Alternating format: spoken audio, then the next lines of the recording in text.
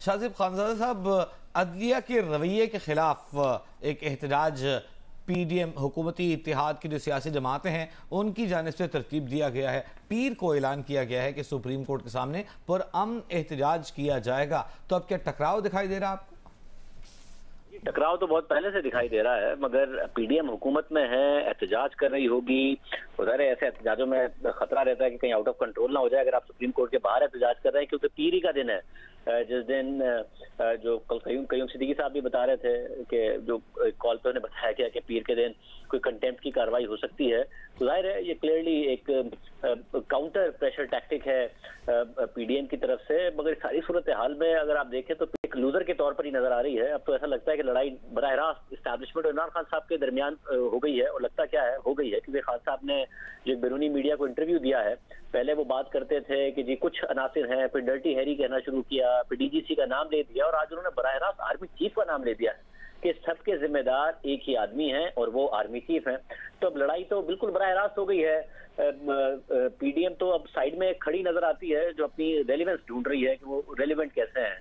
Frankly वो relevant भी इस सारे के सारे मामले में नहीं रहे हैं। दो लोगों की लड़ाई हो रही है, इमरान खान की और इदारे की, जिसमें इमरान खान साहब इदारे से कह रहे हैं कि अगर पाल नहीं सकते तो पैदा क्यों करते हो, और इदारा इमरान खान साहब से कह रहा है कि तुम्हें पाल पूछ के बड़ा किया, तुम इतनी नाफरमा बरदार औलाद क्यों हो।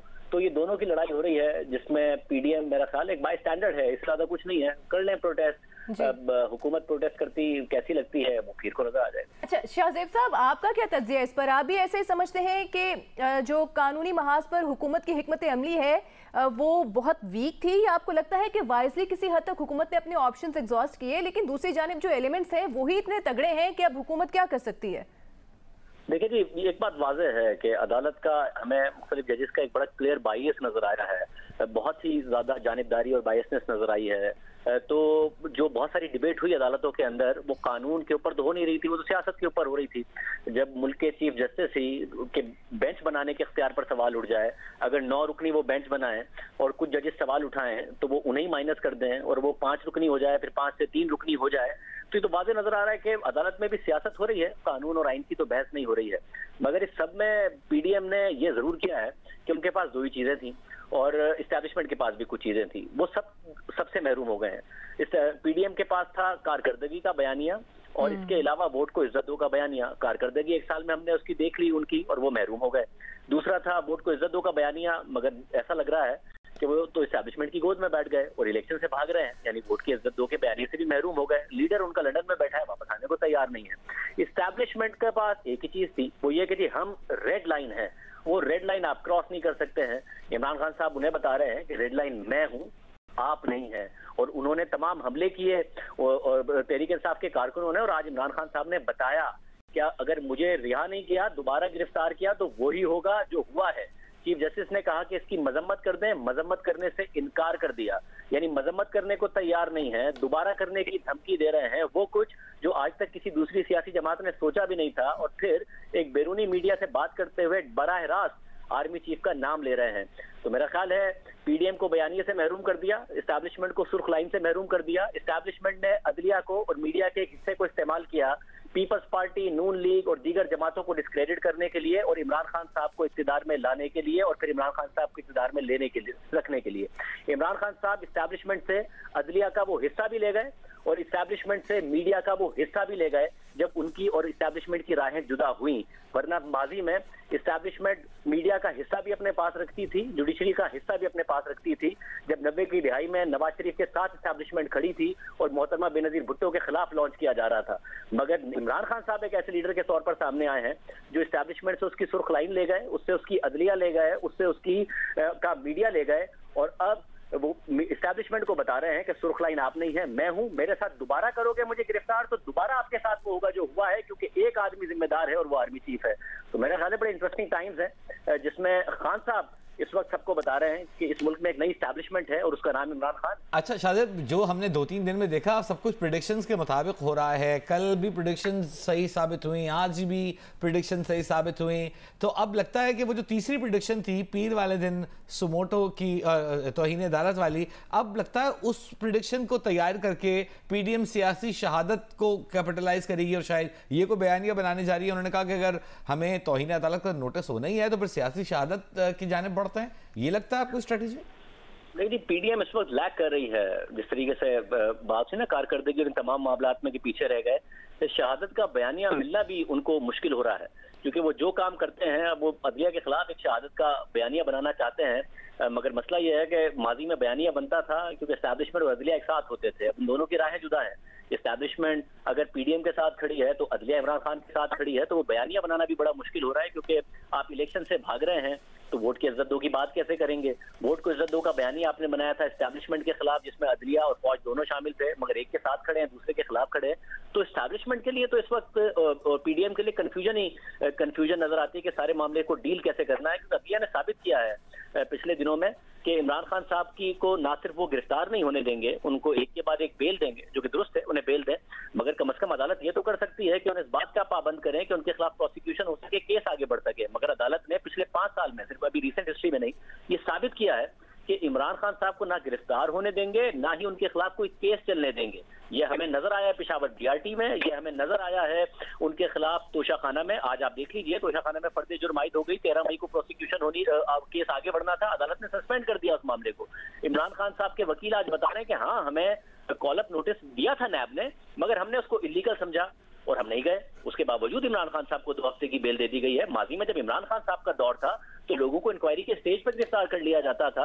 अगर वो 90 दिन का रिमांड पूरा करते थे, जुडिशल होते थे, फिर भी 1 साल के लिए अदालतें बेल नहीं देती थी। कभी हाई कोर्ट में मामला फंसता था, कभी जाके सुप्रीम कोर्ट में मामला फंसता था। मगर इमरान खान साहब को इन चीजों से इस्तिस्ना हासिल है, दीजिए इस्तिस्ना, मगर तहकीकात होने दीजिए, वो नहीं होने दी जा रही हैं।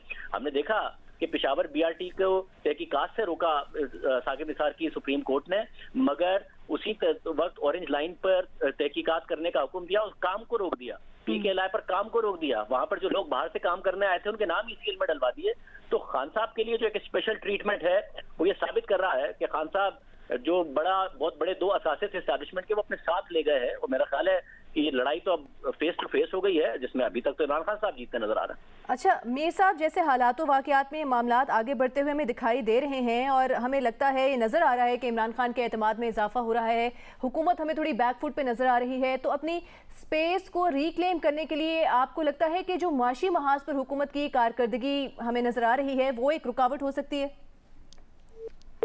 शाहजेब साहब, यही सवाल आपसे। सवाल दोबारा कीजिएगा। जी, आपने जिस तरह अभी बात की कि जो हालात वाकयात हैं उसमें हमें नजर आ रहा है कि इमरान खान के कॉन्फिडेंस में इजाफा हो रहा है और हुकूमत हमें बैकफुट पे नजर आ रही है। अपनी स्पेस को रिक्लेम करने की अगर पीडीएम या हुकूमत कोशिश भी करती है तो उसमें माशी महाज पर जो हुकूमत की कारकर्दगी है वो एक रुकावट बन सकती है या बनती हुई नजर आ रही है।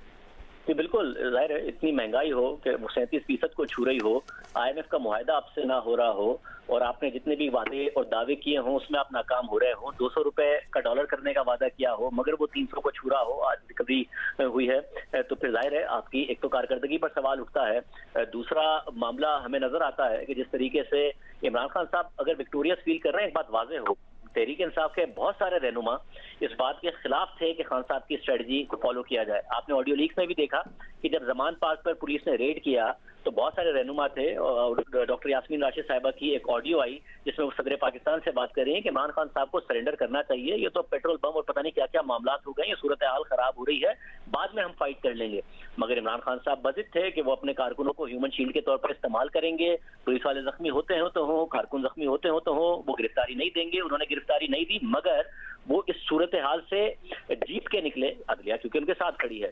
फिर हमने देखा कि उन्होंने अदलिया को गारंटी दी कि मैं पेश होऊंगा तोशाखाना के केस में, मगर वो पूरा क्राउड ले गए तोशाखाना। वो कहते तो ये हैं कि मैं थोड़ी लेके गया था, लोग खुद ही आ गए, मगर आप देख लीजिए कि जब अदालत उन्हें कहती है कि कोई नहीं आएगा तो फिर कोई नहीं आता है। कल सुप्रीम कोर्ट ने जब कहा कि आपके कारकुन नहीं आएंगे तो नहीं आए कारकुन बाहर अदालत के।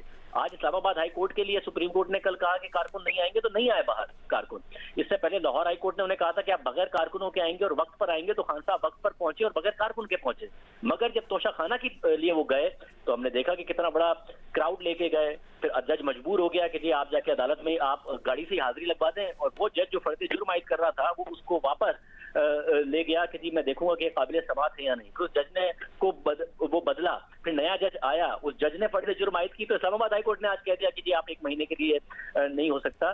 तो इमरान खान साहब जीत रहे हैं, और जीत इसलिए रहे हैं कि अदालत उनके साथ खड़ी है। वो ना सिर्फ उनकी को गिरफ्तारी से रोकती है, बल्कि उनके खिलाफ किसी भी किस्म की तहकीकात से रोकती है। एक ऐसे केस में आप सोचिए कि जिसमें 50 अरब रुपए का इल्जाम है कि 190 मिलियन पाउंड पकड़े गए थे एक बिजनेस टाइकून के, और आपने उसको रिलीफ दे दिया।